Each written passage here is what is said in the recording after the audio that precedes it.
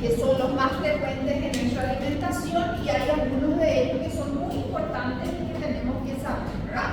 Aquí están nombrados los saturados que van a estudiar, que están en la listita: el láurico, mirístico, palmítico, esteárico, araquídico.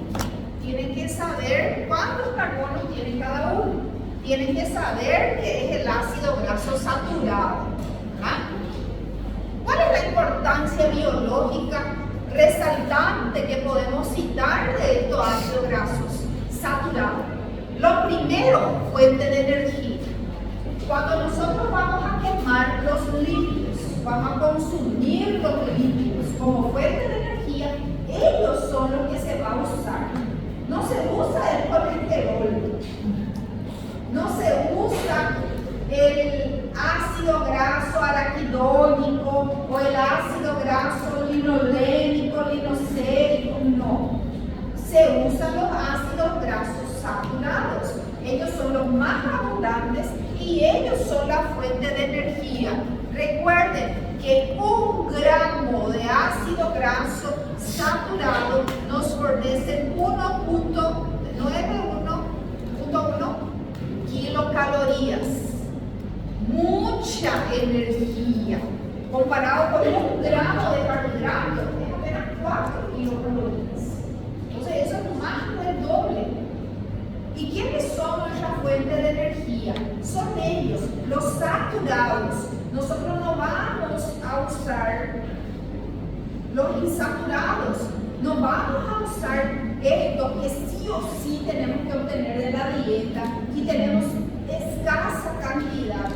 Es un recurso demasiado valioso para nosotros para que podamos quemar como fuente de energía. Este otro grupo de los lípidos, el colesterol, los terpenos, los pigmentos, no vamos a quemar como fuente de energía. Entonces, dentro del grupo de los lípidos, ¿quiénes son nuestra fuente de energía? Los ácidos grasos saturados. Ellos se utilizan por una vía metabólica que ustedes ya conocen, la beta-oxidación. ¿Quién me puede explicar a grandes rasgos qué era la beta-oxidación? ¿Qué era la beta-oxidación? ¿De dónde ocurría la beta-oxidación? ¿Qué es lo que ocurre? ¿Qué es lo que se necesita en la beta-oxidación? Eso te vieron en biología.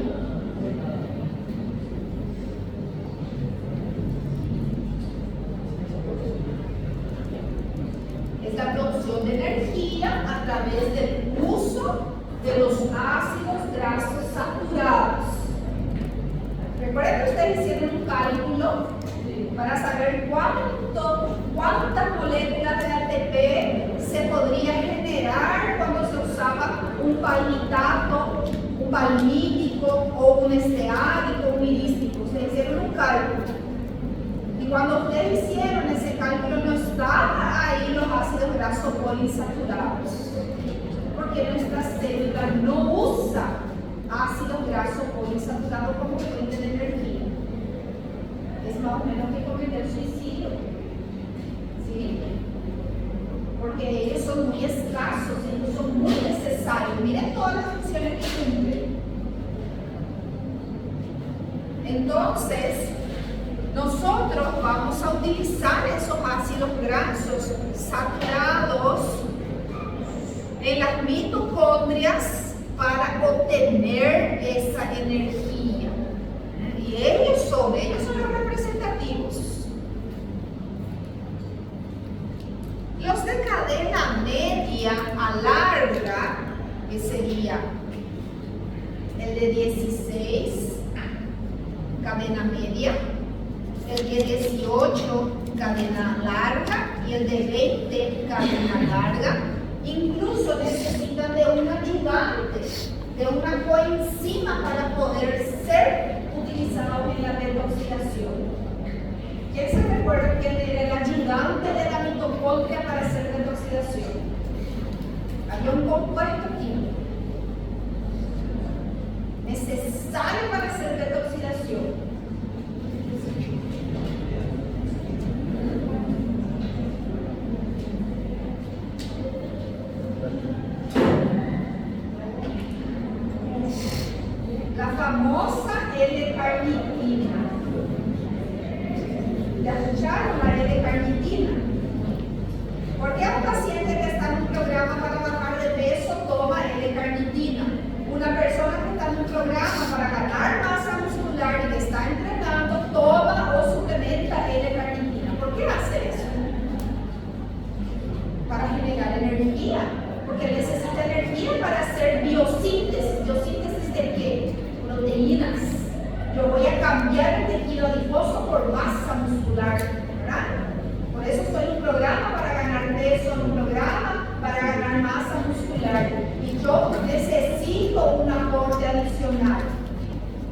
cuerpo produce L-carnitina, pero yo también puedo suplementar.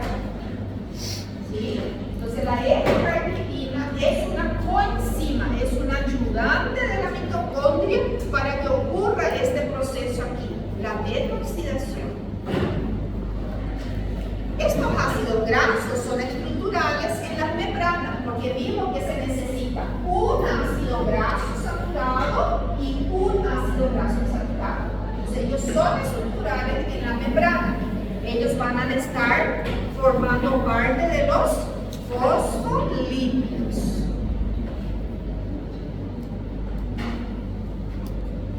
Ellos también forman parte de los esfingolípidos.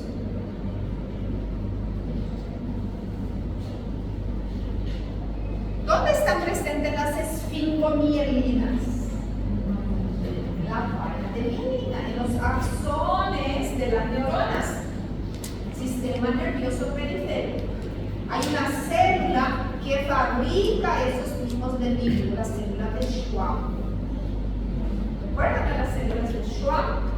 No son los especialistas en fabricar esos lípidos para fabricar fosfolípidos especiales de membrana, llamadas esfingomielinas.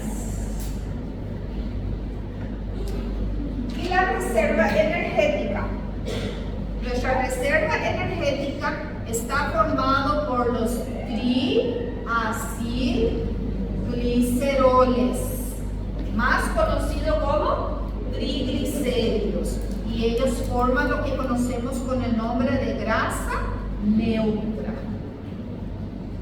Están ahí guardaditos en el tejido adiposo, esperando el momento, esperando la señal para poder ser usados. Entonces, esa es nuestra reserva, los triacilgliceroles, que de verdad tendría que ser así, ¿verdad? Bien surtiditos. Porque aquí cumple todas las funciones. Cumple la función de energética, de membrana, de señalización, de precursor hormonal, de todito acá.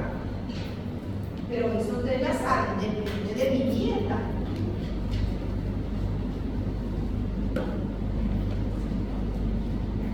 Para poder sacar esos lípidos de esta célula de reserva, ese proceso se llama lipólisis. Entonces yo tengo que degradar, mover, movilizar esos triglicéridos aquí dentro del adipocito, y para eso necesito señal de hormonas. La testosterona, la adrenalina, las hormonas de la tiroides son ejemplos de hormonas que pueden hacer lipólisis. Entonces, lipólisis es movilizar las grasas de la reserva.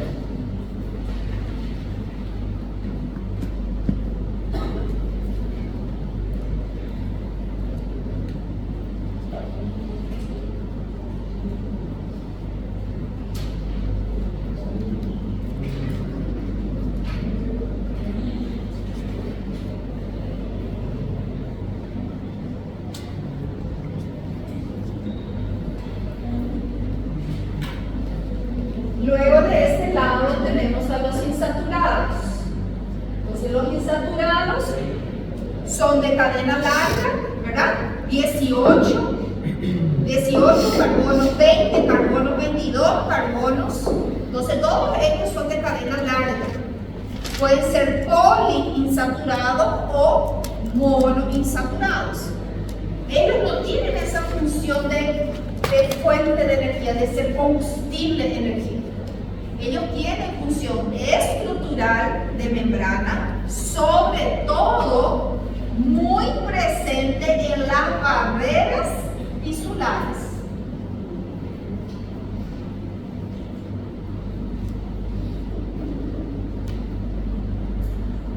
Como por ejemplo, la barrera hematocefálica,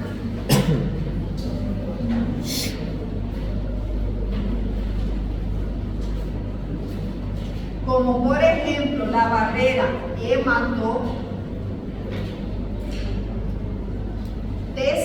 regular, la barrera hematoplacentaria, hematotímica,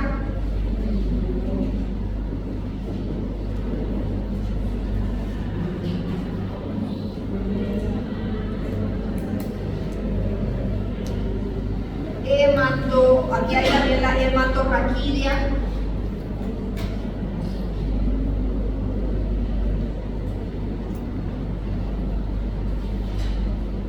hematoocular o hematoacuosa también se llama, hematoacuosa, es la que protege el ojo. Recuerden que nosotros tenemos aquí una mucosa muy absortiva en el ojo, o sea, hay una barrera también ahí.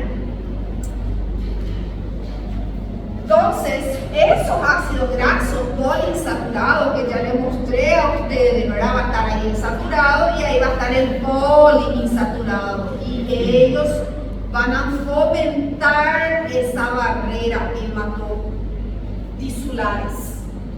Ellos son precursores de hormonas. ¿Quiénes eran las hormonas locales? Que ya vimos en la clasificación. ¿Cómo se llamaban esas hormonas locales? Eicosanoides,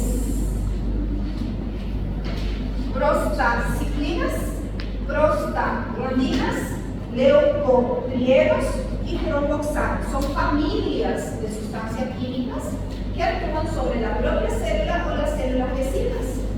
Son hormonas locales. El precursor de estas hormonas locales son el omega 3, sobre todo este omega 6 aquí.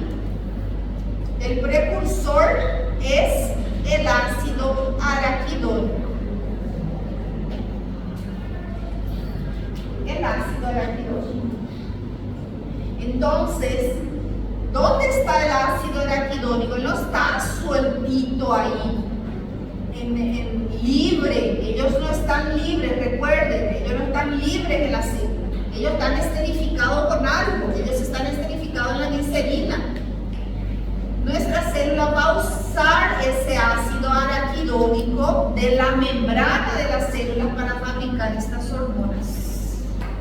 Porque hay una señal en estas barreras tisulares, hay una señal en la membrana de la célula que hay una toxina, hay un virus, hay una bacteria, hay un fármaco, hay una droga. Algo está pasando ahí. Y ellos van a reaccionar y van a decir, vamos a empezar a avisar que algo está sucediendo acá. Vamos a hacer vasoconstricción o vasodilatación si es necesario. Vamos a empezar a acelerar el filtrado glomerular. Vamos a aumentar la presión arterial. Vamos a empezar a causar edema. Y por eso el paciente va a empezar a tener dolor y fiebre. Ellos son las moléculas que desencadenan el dolor y la fiebre.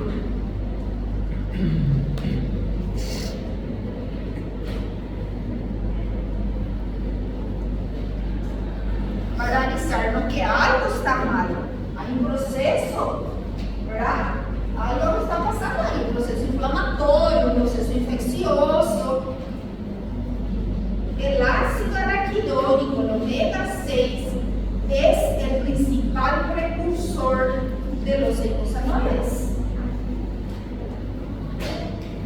Las plaquetas tienen una molécula adentro de ellas que se llama tromboxanos. Y ella va a liberar los tromboxanos. Los tromboxanos lo que hace es formar un tapón plaquetario. Entonces imagínate que acá se pueden formar tapones plaquetarios.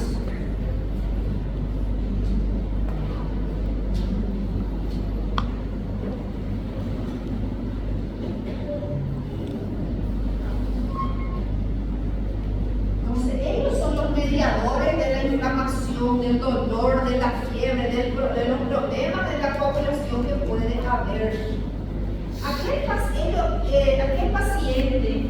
que es un paciente inflamado, ¿por qué? Porque tiene su hígado inflamado, porque es un paciente obeso, es un paciente que toma fármacos, es un paciente que tiene presión arterial elevada, entonces es un paciente inflamado. Esa vía de producción de eicosanoides está muy muy exacerbada. Entonces nosotros tenemos dos vías de producción. Una vía normal, todo el mundo acá produce glucenoides, porque ellos cumplen diversas funciones. Protección gástrica. Ellos, por ejemplo, son los que estimulan la formación de la barrera mucus-bicarbonato.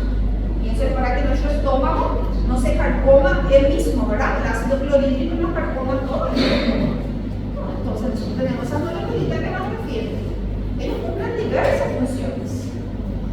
Para que el óvulo se implante allá en el endometrio de la mujer, las prostaglandinas provocan un cambio en ese endometrio para que se implante el óvulo, por ejemplo. O sea, que son funciones fisiológicas normales. O sea, hay una vía constitutiva normal. Pero en ese paciente inflamado, esa vía está exacerbada y esa vía se llama una vía inductiva. Entonces, bueno, podés darle el ácido araquidónico como suplemento, no le podés dar omega 6 a ese paciente inflamado, porque vos vas a estar estimulando aún más que esto ya está luego presente en un paciente inflamado, ¿verdad? Un paciente inflamado, ¿recuerdan el edema? ¿Recuerdan aquellas piernas de los pacientes edematosos? ¿Se acuerdan que había peligro de embolia? Peligro plaquetario, formación de coágulo. Bueno, y vos le vas a dar una omega, pensando que va a actuar como antiinflamatorio, que va a actuar como antioxidante, que es bueno para su cerebro, que es bueno para sus arterias, pero había sido, le estás dando el precursor de la inflamación. Entonces ese paciente no puede tomar omega 6. Sí debe usar los omega 3. Eso sí, porque los omega 3 son antiinflamatorios y antioxidantes. ¿Sí? Entonces esto le va a atribuir esta función al omega 3 y también al omega 3. Ellos se han visto de cómo ellos pueden trabajar de diferentes maneras en nuestras células y actuar como antiinflamatorio y antioxidante. Vamos a hacer preguntas. Vamos a ver esa placa de ateroma.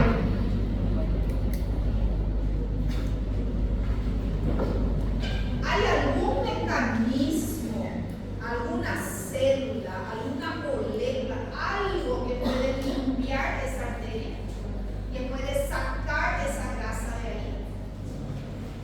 ¿Hay algún mecanismo, algo que puede revertir ese cuadro? La HDL es la lipoproteína encargada de limpiar los lípidos de las arterias.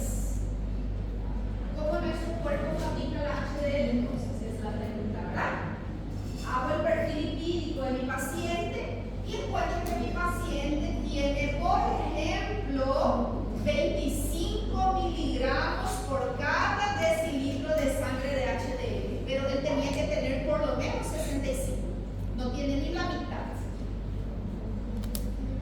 La HDL, el famoso colesterol bueno, es el único que puede venir a limpiar esto y llevar todo ese líquido al hígado y decir al hígado, vete con esto, metaboliza y excreta, porque el hígado es el único que puede excretar los líquidos, lo hace a través de la bilis, lo hace a través de la vesícula biliar, ¿verdad? Entonces la pregunta es, ¿por qué se le da al paciente hipolipemiante? O sea, el paciente va a dejar de producir colesterol. Esa es la función de las estatinas, el segundo fármaco más vendido en el mundo entero. ¿Por qué el médico, el profesional, le da la estatina, pero no fomenta la única molécula que va a poder revertir eso? Aumentar su HDL. ¿Cómo una persona aumenta su HDL? La primera respuesta que van a encontrar en San Google es omega 3. Omega 3. ¿Sí? Nuestras células, nuestro hígado, nuestro metabolismo va a fabricar la HDL. Pero para poder fabricar la HDL,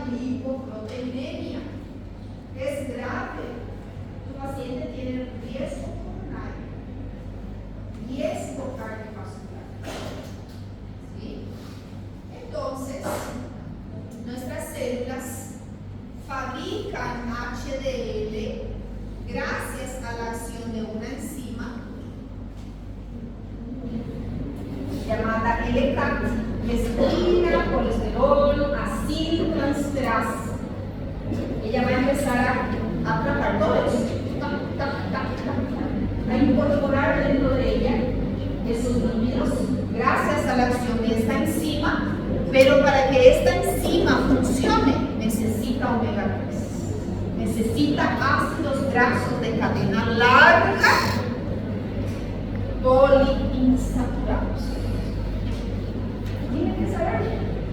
Tienen que saber. Porque van a encontrar aquel profesional que va a decir, ¿para qué va a suplementar omega 3 si eso no sirve de nada? ¿Qué va a decir?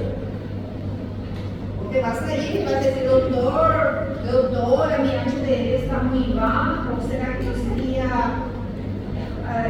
queriendo no afectar su ego, verdad? ¿Será que estaría indicado tomar omega 3? Eso no sirve de nada. Sí sirve. Es la coenzima de la LCAT, lecitina colesterol aciltransferasa. ¿Sí? Es una enzima que la HDL usa para poder sacar todos esos lípidos que sobró de las células, incluyendo de las arterias. No es solo de las arterias, de todo nuestro cuerpo. Las HDL viajan por todo el cuerpo y llevan al hígado ese exceso de lípidos que sobró porque la célula no pudo usar.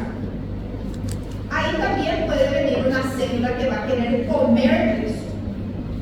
¿Quién es la célula que come? El macrófago. Pero el macrófago no tiene la lipasa que destruye los lípidos, que degrada los lípidos. Entonces ella se va a atragantar, se va a llenar con ese lípido, ya se va a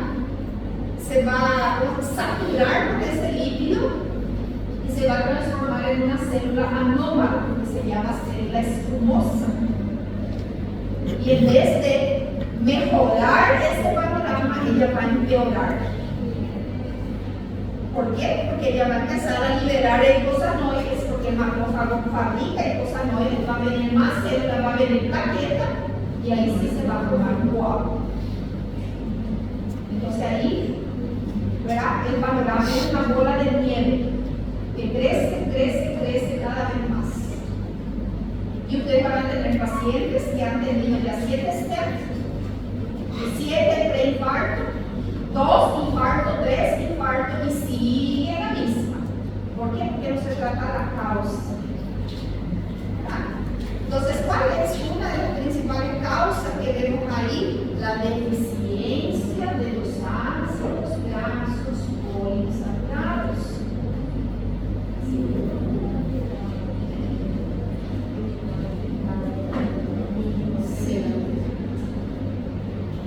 Para el varón, el valor de referencia de la HDL como cardioprotectora es mayor a 55.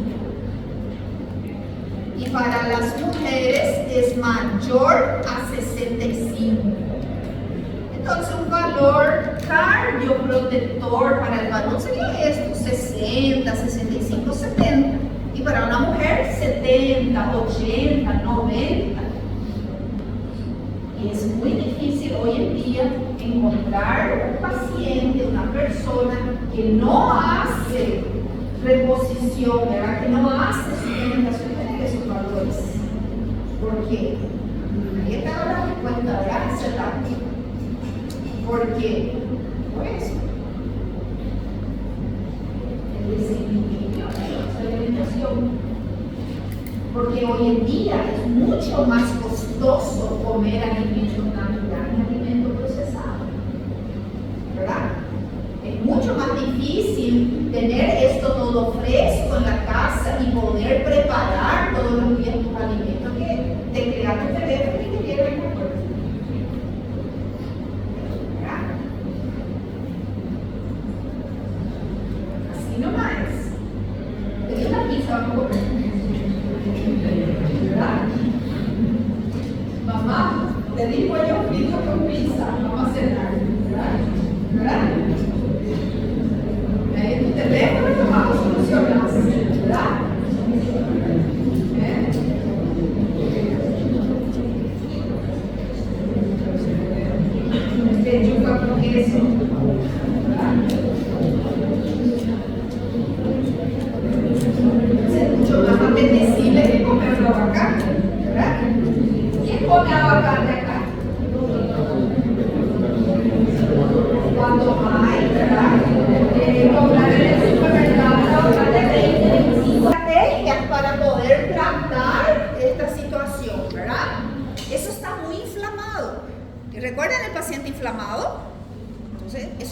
exacerbado. Entonces nosotros tenemos que tratar la inflamación. Esos lípidos están todos oxidados. La LDL está oxidada. La LDL es la lipoproteína que transporta el colesterol. Y ella es la que queda aprisionada ahí junto con los triglicéridos. Entonces, como hay muchos radicales libres en el cuerpo de ese paciente, porque él es un paciente inflamado, nuestro cuerpo produce radicales libres. Y por eso nosotros tenemos que usar los antioxidantes. ¿Quiénes son los antioxidantes? Vitamina C, resveratrol.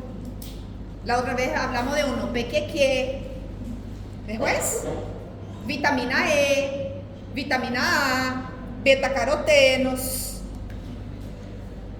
Toda esa gama de alimentos que vimos ahí, ellos son ricos en antioxidantes. ¿El PQQ está en qué tipo de alimento? Ya le mencioné la vez pasada. La manzana verde, las hojas verdes, el kiwi, ¿qué más? La col de Bruselas. Nosotros solemos comer eso.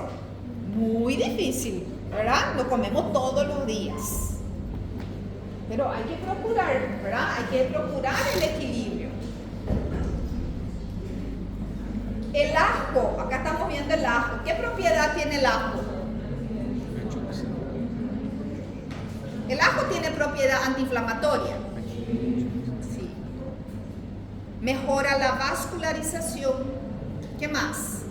Tiene propiedad antibiótica. ¿Verdad?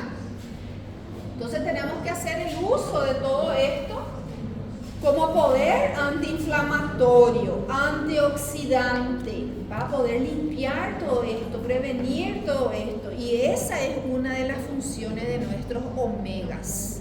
Omega 3, ¿sí? Entonces, hoy en día se ha visto mayor beneficio cuando el paciente suplementa solo omega 3 en vez de suplementar omega 3, 6 y 9, porque antes venía así, ¿sí? ¿Verdad? Acá quien es de más edad se va a recordar que antes era el mix de omega 3, 6 y 9.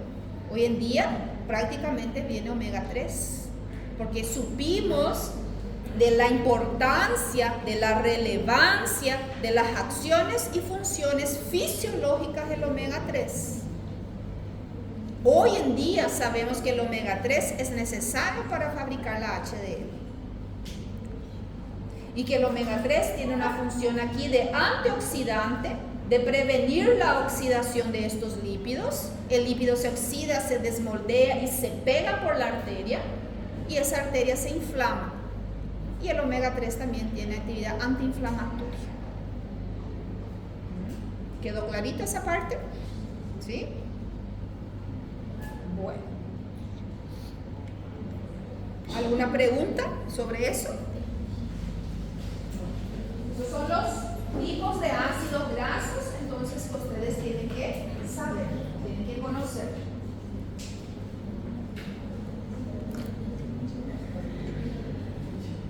Lo que es estructural, se le va a dar el ácido graso, ¿verdad? Le va a poner ahí 12 carbonos, 2 puntitos 0. Entonces tengo que saber que es un ácido graso saturado. Y se le va a pedir la fórmula estructural, la fórmula empírica y la fórmula molecular. ¿De quiénes? De cualquiera de estos 5.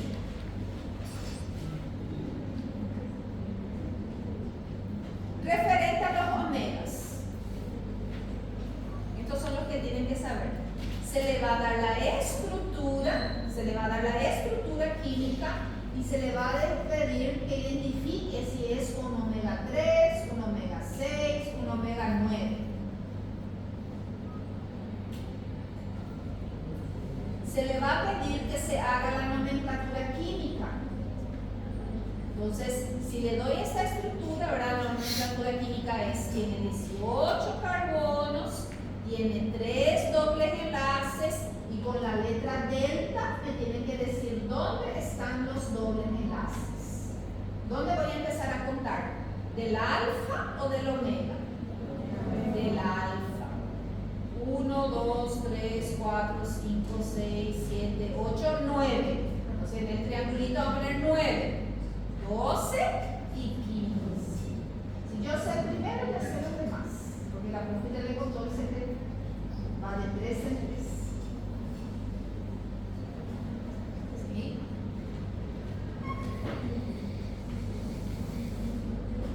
Entonces le puedo dar acá la estructura, por ejemplo, de este ácido graso. Le pregunto cuántos carbonos tiene, cuál sería su nomenclatura química, a qué grupo de los omegas pertenece y quién sería ese omega. ¿Es el EPA? ¿Es el DHA? ¿Es el ALA? ¿Es el ácido araquidónico? ¿Quién es? Usted tiene que saber bien esto. Que el de 20 carbonos y 5 doble enlace es el EPA. Que el de 22 carbonos, 6 doble enlace es el DHA. Que el de 18 carbonos, 3 doble enlace